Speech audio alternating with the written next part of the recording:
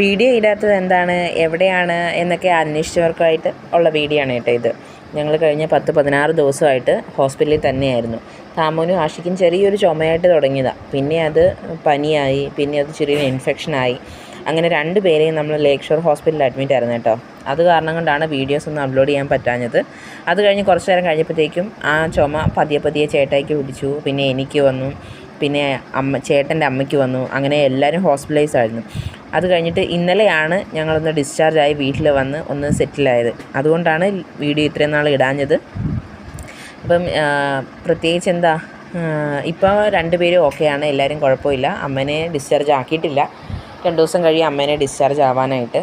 അപ്പോൾ നിങ്ങളുടെ പ്രാർത്ഥനയും ഓർത്തേനും പിന്നെ എല്ലാവരോടും അങ്ങോട്ടും ഇങ്ങോട്ടും ഫോൺ വിളിച്ചതായിട്ടായാലും മെസ്സേജ് അയച്ചതാണെങ്കിലും അന്വേഷിച്ച എല്ലാവരോടും ഒരുപാട് സ്നേഹം. എന്താ നിങ്ങൾ ഓർക്കുന്നുണ്ടല്ലോ നമ്മളെ, എന്ത് പറ്റി വീഡിയോ ഒന്നും കാണാത്ത എന്താണ്. അപ്പോൾ ഇതാണ് കാരണം. താമൂനും ആഷിക്കും വയ്യായിരുന്നു, അവരെ ഹോസ്പിറ്റലിൽ അഡ്മിറ്റ് ചെയ്തേക്കുവാണ്. അതുകൊണ്ടാണ് വീഡിയോ ഒന്ന് അപ്ലോഡ് ചെയ്യാൻ കേട്ടോ. അപ്പോൾ കൂടുതൽ വിവരങ്ങൾ അറിയാൻ ഫോളോ ചെയ്യാൻ മറക്കല്ലേ.